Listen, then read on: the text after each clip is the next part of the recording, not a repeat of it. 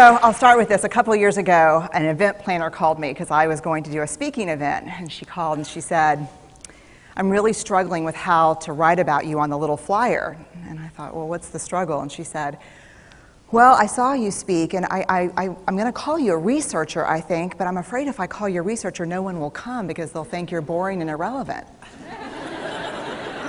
And I was like, okay. And she said, but the thing I liked about your talk is, you're a storyteller, so I think what I'll do is just call you a storyteller. And of course, the academic, insecure part of me was like, you're going to call me a what? And she said, I'm going to call you a storyteller. And I was like, oh, why not Magic Pixie? I was like, let me think about this for a second. And so I tried to call deep on my courage, and I thought, I am a storyteller. I'm a qualitative researcher. I collect stories. That's what I do. And maybe stories are just data with a soul, and maybe I'm just a storyteller. So I said, you know what? Why don't you just say I'm a researcher storyteller? And she went, there's no such thing. So I'm a researcher storyteller. And I'm going to talk to you today. We're talking about expanding perception. And so I want to talk to you and tell some stories about a piece of my research that fundamentally expanded my perception and really actually changed the way that I live and love and work and parent. And this is where my story starts. When I was a young researcher, doctoral student, my first year I had a research professor who said to us, here's the thing, if you cannot measure it, it does not exist. And I thought he was just sweet-talking me. I was like, really? And he's like, absolutely. So you have to understand that I have a bachelor's in social work, a master's in social work, and I was getting my PhD in social work. So my entire academic career was surrounded by people who kind of believed in the life's messy, love it, and I'm more the life's messy, clean it up, organize it, and put it into a bento box. And so to think that I had found my way, to found a career that takes me, really one of the big sayings in social work is lean into the discomfort of the work. And I'm like, knock discomfort upside the head and move it over and get all A's. That was my mantra. So I was very excited about this. And so I thought, you know what? This is the career for me because I am interested in some messy topics, but I want to be able to make them not messy. I want to understand them. I want to hack into these things that I know are important and lay the code out for everyone to see.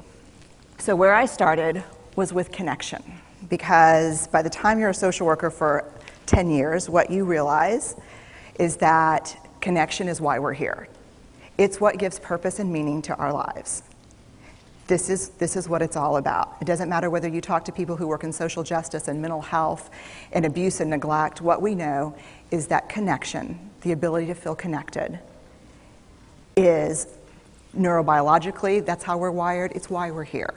So I thought, you know what, I'm going to start with connection. Well, that situation where you get an evaluation from your boss and she tells you 37 things that you do really awesome and one thing that you can't, an opportunity for growth. And all you can think about is that opportunity for growth, right? Well, apparently this is the way my work went as well, because when you ask people about love, they tell you about heartbreak. When you ask people about belonging, they'll tell you their most excruciating experiences of being excluded. And when you ask people about connection, the stories they told me were about disconnection. So very quickly, really about 6 weeks into this research, I ran into this unnamed thing that absolutely unraveled connection in a way that I didn't understand or had never seen. And so I pulled back out of the research and thought, I need to figure out what this is. And it turned out to be shame. And shame is really easily understood as the fear of disconnection. Is there something about me that if other people know it or see it, that I won't be worthy of connection? The things I can tell you about it, it's universal. We all have it. The only people who don't experience shame have no capacity for human empathy or connection. No one wants to talk about it, and the less you talk about it, the more you have it. What underpinned this shame, this I'm not good enough, which we all know that feeling. I'm not blank enough. I'm not thin enough, rich enough, beautiful enough, smart enough, promoted enough. The thing that underpinned this was excruciating vulnerability. This idea of, in order for connection to happen, we have to allow ourselves to be seen, really seen. And you know how I feel about vulnerability. I hate vulnerability. And so I thought, this is my chance to beat it back with my measuring stick. I'm going in, I'm going to figure this stuff out, I'm going to spend a year, I'm going to totally deconstruct shame, I'm going to understand how vulnerability works, and I'm going to outsmart it. So I was ready, and I was really excited. As you know, it's not going to turn out well. You know this. So I could tell you a lot about shame, but I'd have to borrow everyone else's time. But here's what I can tell you that it boils down to.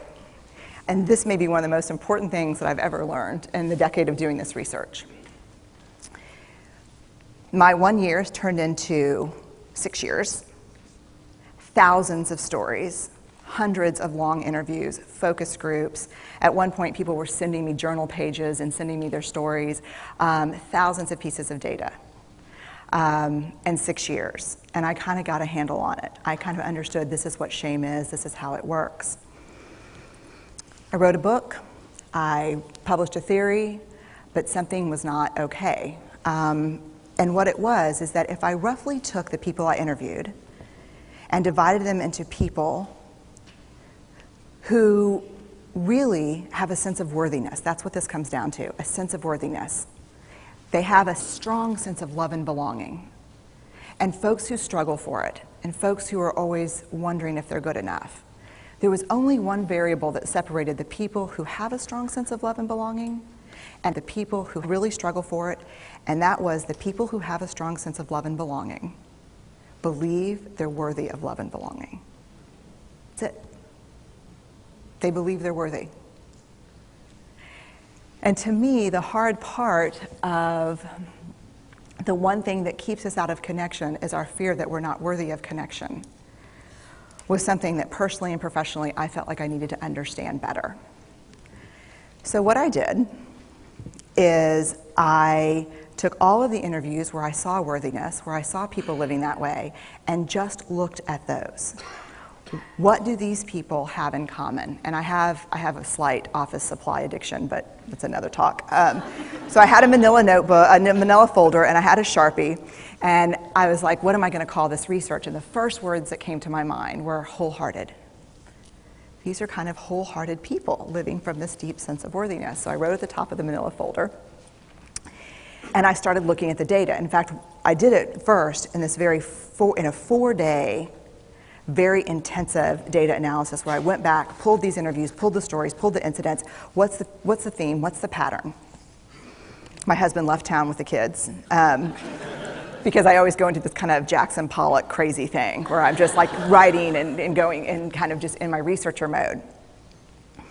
And so here's what I found. What they had in common was a sense of courage. And I want to separate courage and bravery for you for a minute.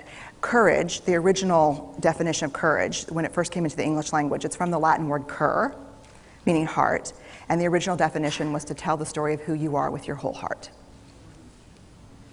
And so these folks had, very simply, the courage to be imperfect. They had the compassion to be kind to themselves first and then to others, because as it turns out, we can't practice compassion with other people if we can't treat ourselves kindly. And the last was they had connection, and this was the hard part, as a result of authenticity. They were willing to let go of who they thought they should be in order to be who they were, which is, you have to absolutely do that for connection. The other thing that they had in common was this. They fully embraced vulnerability. They believed that what made them vulnerable made them beautiful. They didn't talk about vulnerability being comfortable, nor did they really talk about it being excruciating, as I had heard earlier in the shame interviewing. They just talked about it being necessary. They talked about the willingness to say I love you first. The willingness to do something where there are no guarantees.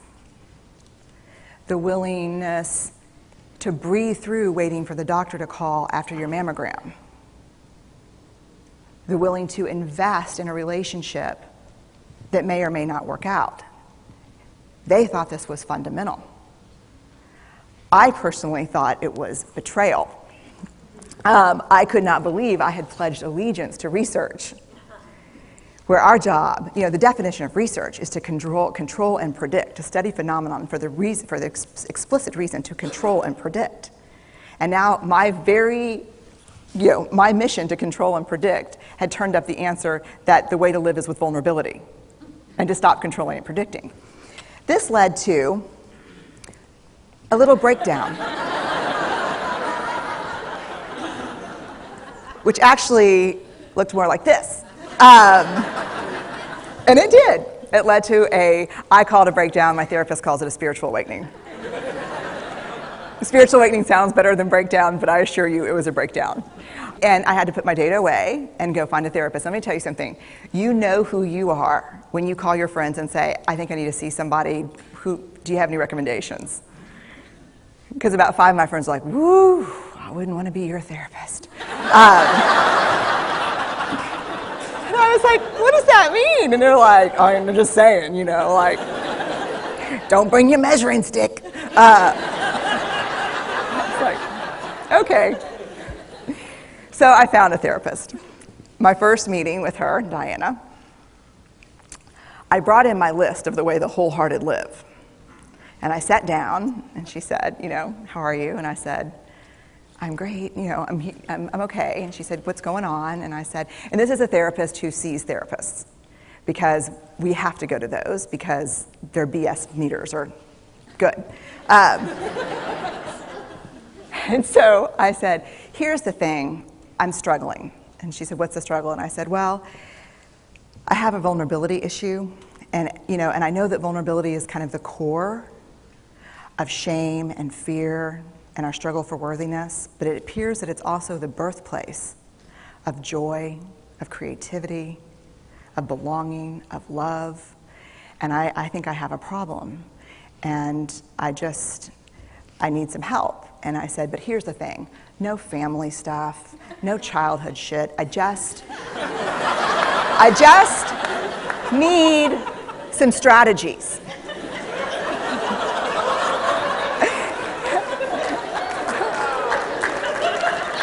Thank you. So she goes like this. And then I said, it's bad, right? And she said, it's neither good nor bad. It just is what it is. And I said, oh my God, this is gonna suck. And it did, and it didn't. And it took about a year. And you know how there are people that, like, when they realize that vulnerability and tenderness are important, that they kind of surrender and walk into it? A, that's not me. And B, I don't even hang out with people like that. For me, it was a year-long street fight. It was a slugfest. Vulnerability pushed, I pushed back. I lost the fight, but probably won my life back. And so then I went back into the research and spent the next couple of years really trying to understand what the wholehearted, what the choices they were making, and what are we doing with vulnerability? Why do we struggle with it so much? Am I alone in struggling with vulnerability? No. So this is what I learned. We numb vulnerability. When we're waiting for the call, it was funny, I sent something out on Twitter and on Facebook that says, how would you define vulnerability? What makes you feel vulnerable? And within an hour and a half, I had 150 responses. Because I wanted to know, what's out there. Having to ask my husband for help because I'm sick and we're newly married.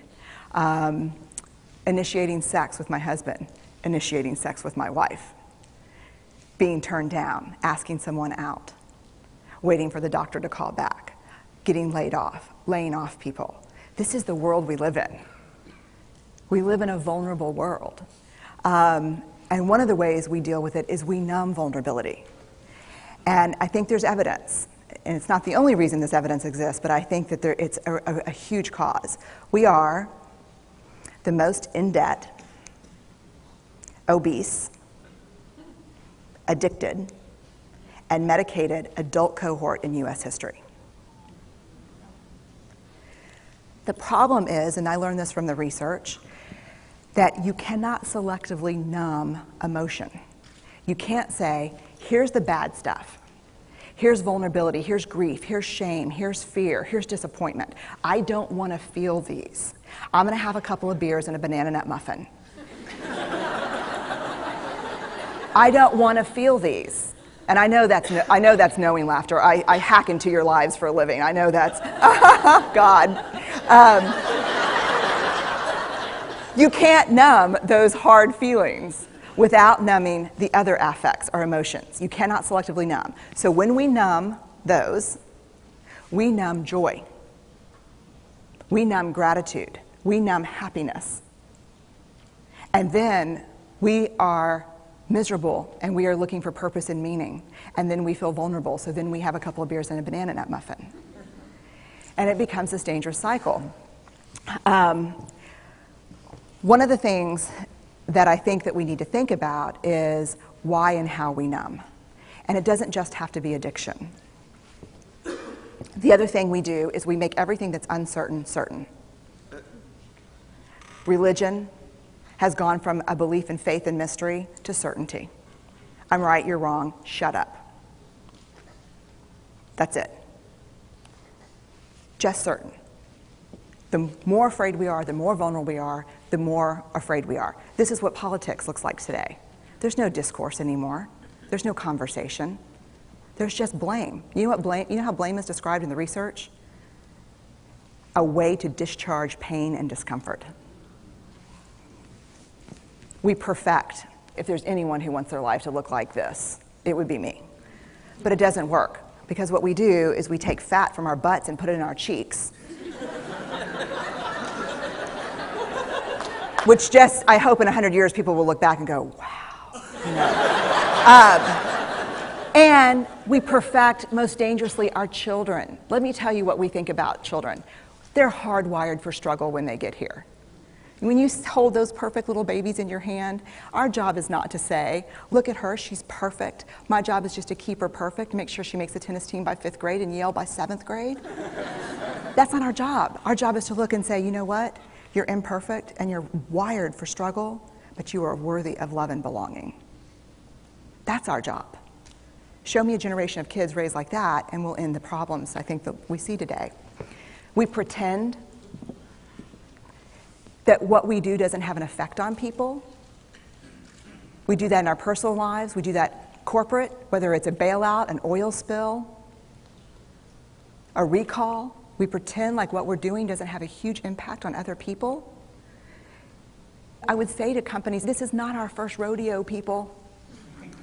We just need you to be authentic and real and say, we're sorry, we'll fix it. But there's another way, and I'll leave you with this. This is what I have found. To let ourselves be seen, deeply seen, vulnerably seen. To love with our whole hearts, even though there's no guarantee. And that's really hard, and I can tell you as a parent, that's excruciatingly difficult. To practice gratitude and joy in those moments of kind of terror when we're wondering, can I love you this much? Can I believe in this as passionately? Can I be this fierce about this? Just to be able to stop and instead of catastrophizing what might happen, to say, I'm just so grateful. Because to feel this vulnerable means I'm alive. And the last, which I think is probably the most important, is to believe that we're enough. Because when we work from a place, I believe, that says, I'm enough, then we stop screaming and start listening. we're kinder and gentler to the people around us, and we're kinder and gentler to ourselves. That's all I have.